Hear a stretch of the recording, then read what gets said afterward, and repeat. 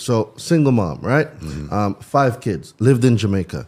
See, the thing that people don't get here in America is that this country is unlike any other.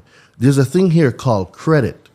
It doesn't exist everywhere else. So Jamaica, you either have your money or you don't. There's no in between.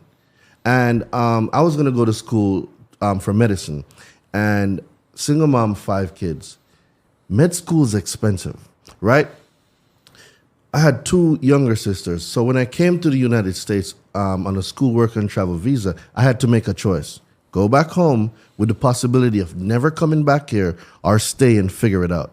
So I told my mom I'm staying, and she cried. She was like, oh, my God, you should come home. And, like, my mom loves me to death. I love her to death. But my blessings was in somewhere that she just couldn't conceive.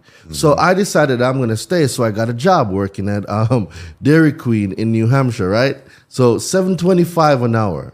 I thought I was killing it because now $1 US at the time was, I believe, 130 Jamaican dollars. So whenever I get paid, I'm not thinking US. I'm calculated in Jamaican currency. So it's like in my mind, I'm killing it. You're killing it, bro.